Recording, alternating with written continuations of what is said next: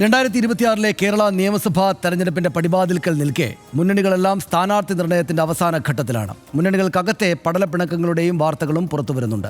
പാലക്കാട് സീറ്റിൽ ജില്ലാ നേതൃത്വം നിർദ്ദേശിച്ച പേരുകൾ വെട്ടി രമേശ് പിഷാരടിയെ സ്ഥാനാർത്ഥിയാക്കാൻ സമ്മർദ്ദം ശക്തമാക്കിയിരിക്കുകയാണ് ഷാഫി പറമ്പിൽ MP. മുൻ IAS ഉദ്യോഗസ്ഥൻ കണ്ണൻ ഗോപിനാഥൻ, മുതിർന്ന കോൺഗ്രസ് നേതാവ് K മുരളീധരൻ എന്നിവരുടെ പേരുകൾ വെട്ടി രമേശ് പിഷാരടിയെ സ്ഥാനാർത്ഥിയാക്കാനുള്ള ഷാഫിയുടെ നീക്കത്തിന് കേന്ദ്ര നേതൃത്വവും വഴങ്ങും എന്നാണ് സൂചന. RSPയിലെ സ്ഥാനാർത്ഥി നിർണയത്തെ ചൊല്ലിയുള്ള തർക്കം പൊട്ടിത്തെറിയിലെത്തി. ഇരവിപുരം സീറ്റ് പ്രതീക്ഷിച്ച NK പ്രേമചന്ദ്രൻ MPയുടെ മകനെ വെട്ടി RYF സംസ്ഥാന സെക്രട്ടറിക്ക് നൽകിയതാണ് പാർട്ടിയിലെ കലാപത്തിന് കാരണമായത്. ഇതിനിടെ ഇടതുമുന്നണിയിലെ സീറ്റ് വിഭജനം കീറാമുട്ടിയായി മാറി. കേരള കോൺഗ്രസ് മാണി ഗ്രൂപ്പിന് കഴിഞ്ഞ തവണ മത്സരിച്ച 12 സീറ്റുകൾ തരാമെന്ന് CPIM അറിയിച്ചെങ്കിലും കഴിഞ്ഞ തവണ വാഗ്ദാനം ചെയ്ത 13 സീറ്റ് തന്നെ വേണം എന്ന വാദത്തിൽ ഉറച്ചു നിൽക്കുകയാണ് ജോസ് കെ മാണി. RJDയുടെയും അധിക സീറ്റ് ആവശ്യം ഉന്നയിച്ചിട്ടുണ്ട്. എന്നാൽ കഴിഞ്ഞ തവണത്തെ സീറ്റ് നില തുടരാനും ആർക്കും അധികം സീറ്റ് നൽകേണ്ട എന്നുമാണ് CPIMന്റെ തീരുമാനം. ചെറുകക്ഷികൾക്കുൾപ്പെടെ അധിക സീറ്റുകൾ നൽകുന്ന കാര്യത്തിലും UDFലും കടുത്ത നിയന്ത്രണമുണ്ട്. RDX റാപ്പ് കാണാം. കഴിഞ്ഞ തവണത്തെ സീറ്റ് നില തുടരാനും ആർക്കും അധിക സീറ്റ് നൽകേണ്ടെന്നുമാണ് CPIMൽ തീരുമാനമെടുത്തിട്ടുള്ളത്. കേരള കോൺഗ്രസും CPIM ഉഭയകക്ഷി ചർച്ചയിൽ 13 സീറ്റ് വേണമെന്ന ആവശ്യത്തിൽ ജോസ് ഉറച്ചു നിന്നതോടെ ചർച്ച തീരുമാനമാകാതെ പിരിഞ്ഞു. കഴിഞ്ഞ തവണ നൽകിയ 12-ലധികം സീറ്റ് ഇത്തവണ അനുവദിക്കാനാകില്ലെന്നാണ് CPIM നിലപാട്.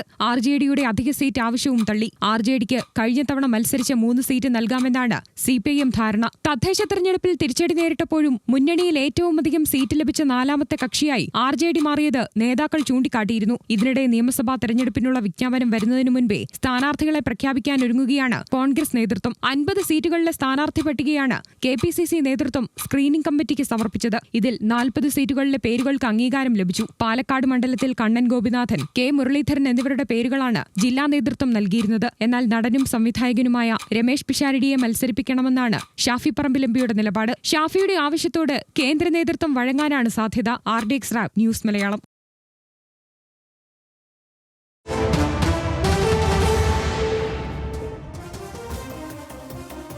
CPIM സ്ഥാനാർത്ഥികളുടെ ലിസ്റ്റ് ഉടൻ തന്നെ ഉണ്ടാകും. തൃപ്പൂണിത്തുറയിൽ ജില്ലാ നേതൃത്വത്തിന് താല്പര്യം M സ്വരാജിനെ മത്സരിപ്പിക്കാനാണ് എന്ന വിവരം ഇന്ന് പുറത്തു വന്നു. തൃപ്പൂണിത്തുറയിൽ M സ്വരാജ് പക്ഷേ മത്സരിക്കില്ല. ഉടുമ്പൻചോലയിൽ MM മണിയും മത്സരിക്കില്ല. സ്വരാജിന് താല്പര്യമില്ല എന്നാണ് പറഞ്ഞത്. മത്സരിക്കാൻ താല്പര്യമില്ലെന്ന് M സ്വരാജ് സംസ്ഥാന നേതൃത്വത്തെ തന്നെ അറിയിച്ചിട്ടുണ്ട് എന്നതാണ് വിവരം. 80 വയസ്സ് പിന്നിട്ട MM മണിക്ക് മത്സരിക്കാൻ ഇളവ് നൽകേണ്ട എന്ന തീരുമാനം പാർട്ടിക്കകത്ത് ആയിട്ടുണ്ട്. ഉടുമ്പൻചോലയിൽ മുൻ MLA KK ജയചന്ദ്രൻ മത്സരിക്കാനാണ് സാധ്യത എന്നറിയുന്നു.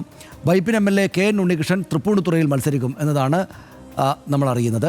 വൈപ്പിനിൽ മഹിളാ അസോസിയേഷൻ ജില്ലാ സെക്രട്ടറി MB ഷൈനിയാണ് സ്ഥാനാർത്ഥിയാകാൻ സാധ്യതയുള്ളത്.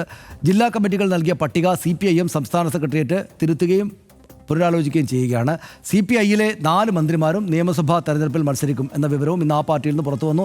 3 ടേം പൂർത്തിയാക്കിയ 6 പേരെ ഒഴിവാക്കാൻ ധാരണയായിട്ടുണ്ട്. ടേം നിബന്ധന കർശനമായി പാലിക്കും. കണ്ണൂർ നിയമസഭാ മണ്ഡലത്തിൽ കടന്നപ്പള്ളി രാമചന്ദ്രൻ തന്നെ മത്സരിക്കും എന്ന വിവരം ഏതാണ്ട് ഉറപ്പാണ്. ഉഭയകക്ഷി ചർച്ചയിൽ സീറ്റ് കോൺഗ്രസ് എസിന് തന്നെ നൽകാനാണ് തീരുമാനമായത്. NK പ്രേമചന്ദ്രൻ്റെ മകൻ കാർത്തികിനെ സ്ഥാനാർത്ഥിയാക്കാത്തതിൽ പൊട്ടിത്തെറി RSPയിൽ ഉണ്ടായിട്ടുണ്ട്. RYF സംസ്ഥാന സെക്രട്ടറി വിഷ്ണു മോഹനെ സ്ഥാനാർത്ഥിയാക്കാനാണ് തീരുമാനിച്ചതിൽ ചെറിയ എതിർപ്പ് ആ നിലക്കുണ്ടായിട്ടുണ്ട്. ജില്ലാ എക്സിക്യൂട്ടീവിൽ ഭൂരിപക്ഷം ഉണ്ടായിട്ടും കാർത്തികിനെ തഴഞ്ഞു എന്ന ആരോപണമാണ് അവിടെ നിന്ന് വരുന്നത്. തീരുമാനത്തിൽ പ്രതിഷേധിച്ച് സംസ്ഥാന കമ്മിറ്റി അംഗം സജി D ആനന്ദ് പാർട്ടി വിട്ടു എന്ന വിവരവും കഴിഞ്ഞ ദിവസം പുറത്തു വന്നിരുന്നു. സ്ഥാനാർത്ഥിത്വം മാറ്റിയത് താൻ അറിഞ്ഞിട്ടില്ല എന്ന് MM മണി നേരത്തെ പറഞ്ഞു. മത്സരിക്കണോ വേണ്ടയോ എന്ന് പാർട്ടി തീരുമാനിച്ചുകൊള്ളും. ഇടുക്കി ജില്ലയിൽ CPIMൽ നിന്നും മന്ത്രിയായ ഏകയാൾ താനാണെന്നും ആരോഗ്യ പ്രശ്നമുണ്ടെന്ന് പാർട്ടിയെ അറിയിച്ചിട്ടില്ല എന്നും MM മണി പറഞ്ഞു. ഞാൻ ഒരു ആരോഗ്യ പ്രശ്നം അറിയിച്ചിട്ടില്ല. പിന്നെ എല്ലാവർക്കും ഉള്ള പോലുള്ള ഇച്ചിരി ഷുഗറൊക്കെ ഉണ്ട് എനിക്ക്. അത് ഞങ്ങളുടെ നേതാക്കന്മാർക്ക് പലർക്കും ഉള്ളതാണ്. പിന്നെ എല്ലാം ഉണ്ട്. ജയചന്ദ്രൻ പൂർണ്ണ ഷുഗർ രോഗിയാണ്. എനിക്കുമുണ്ട്. ഞങ്ങളുടെ നേതാക്കന്മാർക്ക് പലർക്കും ഉണ്ട്. അതുകൊണ്ടൊന്നും തെരഞ്ഞെടുപ്പ് മത്സരിക്കുന്നതിന് തടസ്സമൊന്നുമില്ല. ഞങ്ങളുടെ പാർട്ടിക്കകത്ത് ഈ വ്യക്തികളായ ആളുകൾ തീരുമാനിക്കാറില്ല. പാർട്ടി കമ്മിറ്റികളിലാണ് തീരുമാനിക്കുക. ജില്ലാ കമ്മിറ്റി, സംസ്ഥാന കമ്മിറ്റി ചർച്ച ചെയ്ത് ആരെ എവിടെയൊക്കെ സ്ഥാനാർത്ഥിയാകണമെന്നൊക്കെ തീരുമാനിക്കും. 13ാമത്തെ സീറ്റ് കിട്ടുമോ എന്ന മാധ്യമപ്രവർത്തകരുടെ ചോദ്യത്തിന് 13 സീറ്റ് കിട്ടണമല്ലോ എന്ന് ജോസ് കെ മാണി മറുപടി നൽകിയതും ഇന്നത്തെ പ്രധാനപ്പെട്ടൊരു ബൈറ്റായി. 13 തന്നെയാണ് നമ്മൾ പറഞ്ഞിരിക്കുന്നത്. അപ്പോൾ ബാക്കി കാര്യങ്ങൾ നീക്കുപോക്കൾ എങ്ങനെ വേണം എന്നുള്ളതാണ്. അതിലൊരു ബുദ്ധിമുട്ടല്ല. നമ്മളിപ്പോൾ ചില സീറ്റുകൾ സിറ്റിംഗ് ആണ്. അപ്പോൾ അതിനുള്ള ഒരു ബുദ്ധിമുട്ട് മാത്രമേ ഉള്ളൂ. അപ്പോൾ അല്ലെങ്കിൽ അതനുസരിച്ച് വേറെ ഏതെങ്കിലും സീറ്റുകൾ നമുക്ക് വേണം എന്നുള്ളതാണ് ഞങ്ങൾ ആവശ്യപ്പെട്ടിരിക്കുന്നത്. ഏതെക്കാലം വരട്ടെ, ആലോചിക്കാം. എന്തായാലും 13 കിട്ടുമെന്നാണ് പ്രതീക്ഷ. 13 കിട്ടണമല്ലോ. ശരി. തിരുവനന്തപുരം സെൻട്രൽ ജനാധിപത്യ കേരള കോൺഗ്രസിന് തന്നെയെന്ന് വ്യക്തമാക്കി ആന്റണി രാജു. സിറ്റിംഗ് സീറ്റുകൾ ഘടകകക്ഷികളിൽ നിന്ന് CPIM ഏറ്റെടുക്കില്ല എന്നും ആന്റണി രാജു പറഞ്ഞു. അല്ല, ഞാൻ പറഞ്ഞത് ജനാധിപത്യ കേരള കോൺഗ്രസ് പാർട്ടിയുടെ അല്ലേ സീറ്റ്, വ്യക്തിക്കല്ലല്ലോ സീറ്റ്. അത് ജനാധിപത്യ കേരള കോൺഗ്രസിന് തന്നെ കിട്ടും. അല്ല, ജനാധിപത്യ സിറ്റിംഗ് സീറ്റുകളെ സംബന്ധിച്ചുള്ള തർക്കം ഇല്ലെന്ന് ആരെങ്കിലും പറഞ്ഞിട്ടുണ്ടോ? ജനാധിപത്യ കേരള കോൺഗ്രസ് സിറ്റിംഗ് സീറ്റല്ലേ അത്.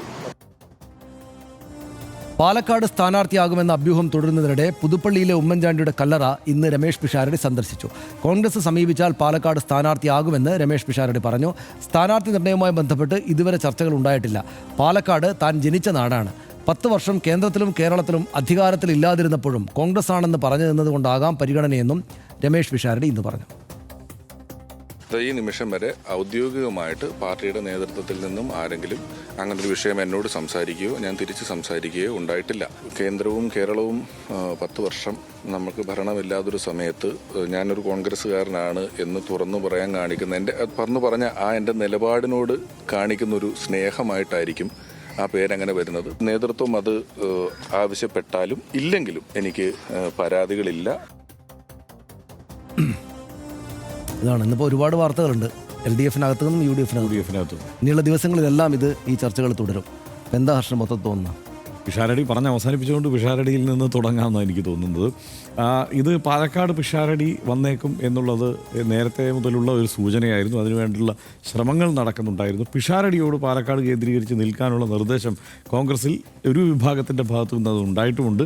പിഷാരടി ഏതാണ്ട് കഴിഞ്ഞ കുറച്ച് നാളായി പാലക്കാട് കേന്ദ്രീകരിച്ച് പ്രവർത്തിക്കുകയുമാണ്. അത് അവിടെ നിൽക്കുകയാണ്.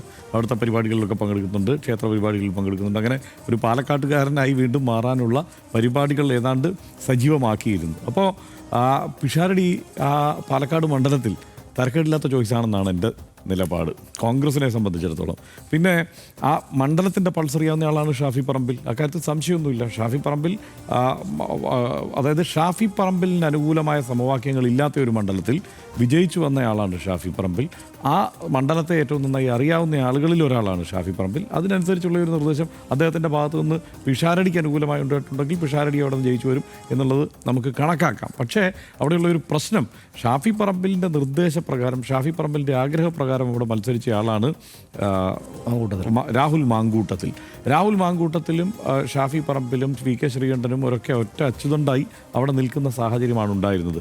അതിനൊന്നും ഒരു തളർച്ച ഇപ്പോഴും ഉണ്ടായിട്ടില്ല എന്നുള്ള സാഹചര്യമുണ്ട്. കഴിഞ്ഞ ദിവസം VK ശ്രീകണ്ഠൻ രാഹുൽ മാങ്കൂട്ടത്തിനെ വന്ന് കണ്ടിരുന്നു.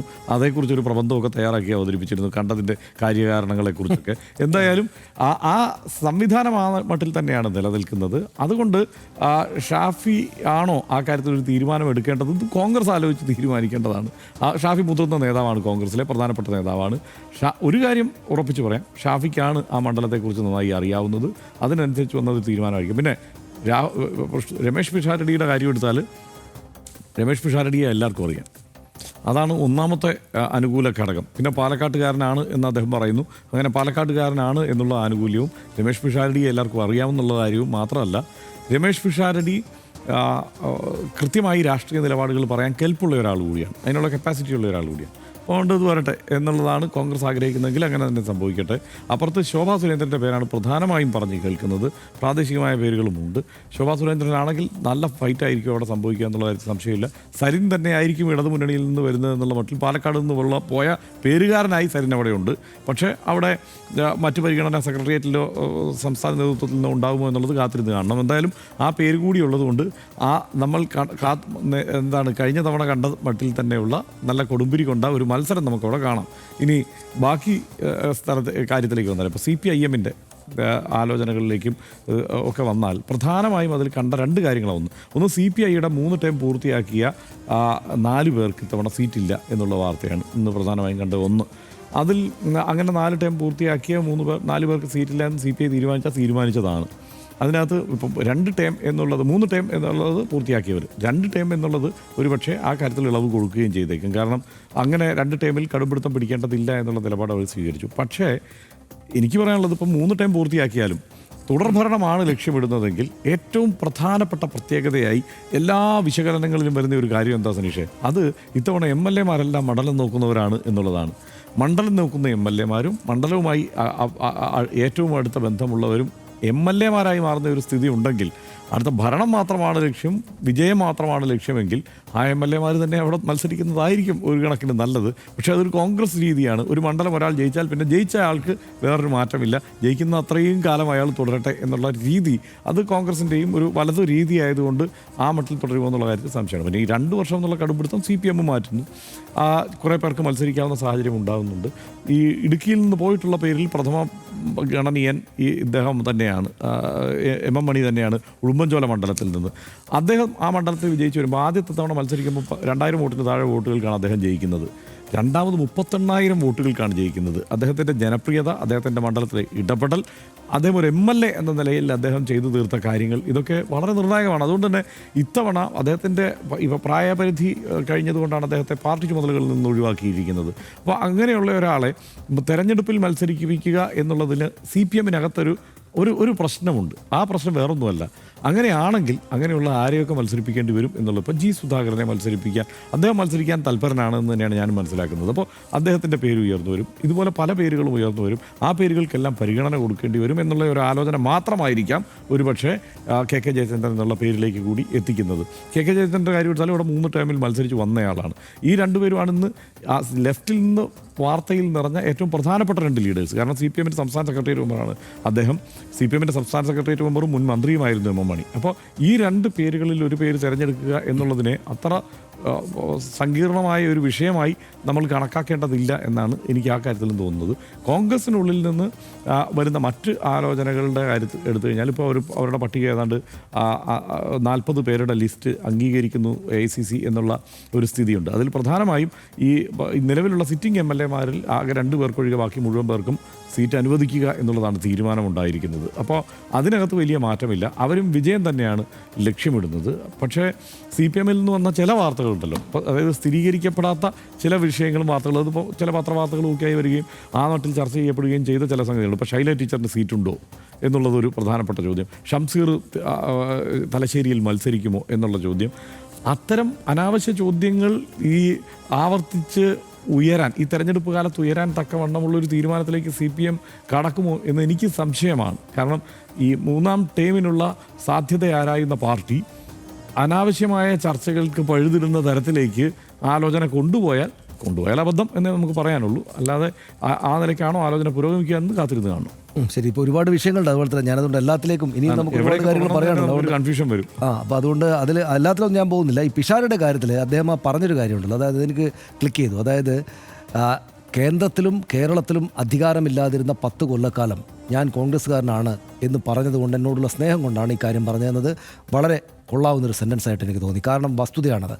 അതായത് ഇപ്പോഴത്തെ സാഹചര്യം വെച്ച് നോക്കേണ്ട ഹർഷ. അതായത് 2016 നരേന്ദ്രമോദി 2014 വന്നപ്പോൾ അവിടെ അധികാരം ഉണ്ടായിട്ട് വന്നപ്പോൾ കോൺഗ്രസ് മുക്ത ഭാരതം എന്നാണല്ലോ പറഞ്ഞത്. കോൺഗ്രസ് വാനിഷായി പോകും എന്നാണ് നമ്മൾ വാഷ് ഔട്ടായി പോകുന്നതാണ് നമ്മൾ പലരും വിചാരിച്ചത്. രാഷ്ട്രീയമായിട്ട് അവരെ ഇല്ലാതാക്കി പോകും. അപ്പോൾ ആ കാലത്ത് സിനിമയിൽ വളരെ പവർഫുള്ളായിട്ടുള്ള, അല്ലെങ്കിൽ സിനിമയിൽ എൻ്റർടൈനർ എന്ന നിലക്ക് വലിയ ആരാധക വൃന്ദം ഉണ്ടായിരുന്ന രമേഷ് പിഷാരടി അദ്ദേഹത്തിൻ്റെ രാഷ്ട്രീയ ആഭിമുഖ്യം പറയാൻ ഒരു മടിയും കാണിച്ചിട്ടില്ല. അതൊരു വസ്തുതയാണ്. അത് നമ്മൾ സമ്മതിച്ചു കൊടുക്കേണ്ട ഒരു കാര്യമാണ്. അതായത് ഇപ്പോൾ നമ്മൾ മറ്റ് രാഷ്ട്രീയക്കാരായിട്ട് വന്ന, പിന്നെ ഇപ്പോൾ BJP-യിലേക്ക് കഴിഞ്ഞ ദിവസം മറ്റേ ബിഗ് ബോസിലൊരു ചെറുപ്പക്കാരൻ ചങ്ങാതി ഉണ്ടല്ലോ, ആ ബഹളം ഉണ്ടാക്കുന്ന ആൾ, എന്തോ ഒരു പേരുള്ള ഒരാളുണ്ട്, അയാളൊക്കെ ചേർന്നു. അപ്പോൾ യെസ്, അയാളൊക്കെ ചേർന്നു. ആ ഒച്ചപ്പാട് കൂവൊക്കെ ചെയ്യുന്ന, അപ്പോൾ അയാളൊക്കെ ചേർന്നു. അപ്പോൾ ഞാൻ പറയുന്നത് ഇപ്പോൾ ഉണ്ണി മുകുന്ദൻ പിന്നെ നമ്മുടെ പ്രധാനപ്പെട്ട നടനാണ്. ഉണ്ണി മുകുന്ദൻ പോലും BJP-യോടുള്ള ആഭിമുഖ്യം പറഞ്ഞത് BJP ഒരു അധികാര ശക്തിയായതിനു ശേഷമാണ്. ഉണ്ണി മുകുന്ദനെ വളരെ തുടക്കകാലം മുതൽ നമുക്കൊക്കെ അറിയാവുന്നതാണ്. ഞാൻ ഇൻ്റർവ്യൂ ഒക്കെ ചെയ്തത് വളരെ തുടക്കകാലത്ത്. അപ്പോൾ അദ്ദേഹത്തെ നമുക്കറിയാം. പക്ഷേ അദ്ദേഹത്തിൻ്റെ രാഷ്ട്രീയ ആഭിമുഖ്യം അദ്ദേഹം പറയുന്നത് ഇതൊരു വലിയ പൊളിറ്റിക്കൽ പവറാണ്, രാജ്യത്തെ തന്നെ ഏറ്റവും പവർഫുള്ളായുള്ള പാർട്ടിയാണ് എന്ന നില വന്നപ്പോഴാണ്. പക്ഷേ രമേഷ് പിഷാരടി അദ്ദേഹത്തിൻ്റെ രാഷ്ട്രീയ ആഭിമുഖ്യം കോൺഗ്രസിനോടാണ് എന്ന് പൊതുസമൂഹത്തോട് പറയുകയും അതിനുവേണ്ടി ശക്തമായിട്ട് വന്ന് സംസാരിക്കുകയും ചെയ്ത് കോൺഗ്രസിൻ്റെ കേന്ദ്രത്തിലും കേരളത്തിലും അവരുടെ ഏറ്റവും ദുർബല കാലത്താണ്. അപ്പോൾ ഞാൻ അദ്ദേഹത്തിന് പാലക്കാട് പോലെ കൊള്ളാവുന്നൊരു മണ്ഡലം കൊടുത്താലും അദ്ദേഹം അവിടെ നിന്ന് വിജയിച്ച് വന്നാലും ഒക്കെ കൊള്ളാം, കോൺഗ്രസിൻ്റെ ആ തീരുമാനം നല്ലതാണെന്ന് വിചാരിക്കുന്ന ആളാണ്. അതിപ്പോൾ മറ്റെന്തൊക്കെ രാഷ്ട്രീയമാണ് ഉള്ളത് എന്ന തരത്തിൽ നമ്മൾ പരിശോധിച്ചാൽ പോലും. പക്ഷേ ഒരു പ്രശ്നമുള്ളത്, രമേഷ് പിഷാരടിയെ ഒരു പൊതുപ്രവർത്തകരായിട്ടും രാഷ്ട്രീയ നേതാവായിട്ടും കാണാൻ ഇഷ്ടമുള്ള ആളാണ് ഞാൻ. അയാൾ സംസാരിക്കുന്ന ഭയങ്കര രസമാണ് കേൾക്കാൻ, അക്കാര്യത്തിൽ യാതൊരു സംശയമില്ല. രാഷ്ട്രീയ എതിരാളികളെ പരിഹസിക്കുന്നതിന് പോലും ആ ഒരു കൗതുകകരമായിട്ടുള്ള സാഹചര്യമുണ്ട്. പക്ഷേ ഒരു പ്രശ്നം അവിടെ ഉള്ളത് ഹർഷ, അതായത് പാലക്കാട് മണ്ഡലം കഴിഞ്ഞ തവണ രാഹുൽ മാങ്കൂട്ടത്തിൽ വിജയിച്ചത് 18,000 വോട്ടിനാണ്. അവിടെ പക്ഷേ ശോഭാ സുരേന്ദ്രനാണ് BJPയുടെ സ്ഥാനാർത്ഥിയായിട്ട് വന്ന് മത്സരിക്കുന്നത്. ശോഭാ സുരേന്ദ്രൻ എന്ന് വെച്ചാൽ BJP ആയിരുന്നു അവിടെ 2ാം സ്ഥാനത്ത് എന്ന സാഹചര്യം നമ്മൾ മനസ്സിലാക്കണം. ശ്രീധരനെ പോലെ പ്രധാനപ്പെട്ട ഒരാളെ മത്സരിപ്പിച്ച സ്ഥലമാണ് അവിടെ സ്വാഭാവികമായിട്ടും മോഡിയും അമിത്ഷായും അടക്കമുള്ള ആളുകൾ പ്രചാരണത്തിന് വരും. അവിടെ 3ാം സ്ഥാനത്താണ് സരിന്. ഈ പറയുന്ന കോൺഗ്രസിൻ്റെയും BJPയുടെയും വോട്ട് വരേണ്ടത് ഏതാണ്ട് ഒരേ മേഖലകളിൽ നിന്നാണ് എന്ന കാര്യം നമ്മൾ ഓർക്കണം. അപ്പോൾ അവിടെ ശോഭാ സുരേന്ദ്രൻ വന്ന് അതുപോലത്തെ ഒരു ക്രൗഡ് പുള്ളർ വോട്ട് സമാഹരിച്ച പോയിടത്തെല്ലാം വോട്ട് ഭയങ്കരമായിട്ട് സമാഹരിച്ചുള്ള ഒരാൾ വരുമ്പോൾ എന്താ സംഭവിക്കാമെന്ന് കാത്തിരുന്ന് കാണണം. ഇനി ഇവർ രണ്ടുപേർക്കിടയിലേക്ക് വോട്ട് അങ്ങോട്ടും ഇങ്ങോട്ടും മാറിയാൽ സരിനൊരു സാധ്യത ഉണ്ടായാൽ പോലും നമുക്ക് അത്ഭുതപ്പെടാനില്ല. അതുകൊണ്ട് പിഷാരടി അവിടെ വന്ന് മത്സരിക്കുന്നതോട് കൂടിയിട്ട് അവിടെ പ്രവചിക്കാനാകാത്ത വിധം മത്സരം ഭയങ്കര ടൈറ്റാകുമെന്ന കാര്യത്തിൽ എനിക്ക് യാതൊരു സംശയമില്ല. അവസാനിപ്പിക്കാം. കേരളം നിയമസഭാ തെരഞ്ഞെടുപ്പിൻ്റെ ചൂടിലേക്ക് കടക്കുമ്പോൾ മൂന്നാമതും തുടർഭരണം ലക്ഷ്യമിട്ടിറങ്ങുന്ന NDF-ലും LDF-ലും അധികാരം തിരിച്ചുപിടിക്കാൻ നോട്ടമിട്ടിറങ്ങുന്ന UDF-ലും പ്രതീക്ഷയും ആശങ്കയും ഒരുപോലെ നിഴലിക്കുന്നുണ്ട്. സ്ഥാനാർത്ഥി നിർണ്ണയത്തിൻ്റെ ആദ്യഘട്ടങ്ങൾ പൂർത്തിയാകുമ്പോൾ മുന്നണികൾക്കുള്ളതിലെ ആഭ്യന്തര കലഹങ്ങളാണ് പതിവ് പോലെ UDF ക്യാമ്പിന് തലവേദനയാകുന്നത്. സ്ഥാനാർത്ഥി നിർണ്ണയത്തിൽ നേതാക്കൾ സമ്മർദ്ദം ചെലുത്തുന്നതും ഇതിനെ ചൊല്ലി അംഗങ്ങൾ പാർട്ടി വിടുന്നതും ചിലയിടങ്ങളിൽ നിന്നെങ്കിലും കേൾക്കുന്നുണ്ട്. അങ്ങനെ കഴിഞ്ഞ കാലത്തെന്ന പോലെ തുടർക്കഥ എന്നൊന്നും പറയാനില്ല. എന്നാൽ ഇതെല്ലാം പരിഹരിച്ച് തദ്ദേശ തെരഞ്ഞെടുപ്പിൽ ലഭിച്ച മേൽക്കൈ തുടരാനാകും UDF നേതൃത്വത്തിൻ്റെ കണക്കുകൂട്ടൽ. സീറ്റ് വിഭജനത്തെ സംബന്ധിച്ച് കൃത്യമായൊരു തീരുമാനത്തിലെത്താൻ LDF-നും ഇതുവരെ സാധിച്ചിട്ടില്ല. വിജയസാധ്യത മാത്രം പരിഗണിച്ച് ചില സീറ്റുകൾ പാർട്ടി ഏറ്റെടുക്കണമെന്ന് പാർട്ടിക്കുള്ളിൽ അഭിപ്രായം ഉയരുന്നുണ്ടെങ്കിലും മുന്നണികളെ പിണക്കുന്ന നിലപാടെടുക്കാൻ CPIM എന്തായാലും മുതിർന്നേക്കില്ല. UDF ഒരു ഘട്ടത്തിൽ മുന്നണിയിലെത്തിക്കാൻ കണ്ണുവെച്ച കേരള കോൺഗ്രസ് എമ്മിന് അധിക സീറ്റ് നൽകി സന്തോഷിപ്പിക്കുമോ എന്നതും ഈ ഘട്ടത്തിൽ നമ്മൾ കാത്തിരുന്ന് തന്നെ കാണേണ്ടതാണ്. എന്തു തന്നെയായാലും ഘടകകക്ഷികളെ പിണക്കാതെ ഒറ്റക്കെട്ടായി എത്രയും വേഗം തെരഞ്ഞെടുപ്പിന് സജ്ജരാവുക എന്ന് തന്നെയാകും ഇരു മുന്നണികളുടെയും ഇനിയുള്ള ദിവസങ്ങളിലെ ലക്ഷ്യം.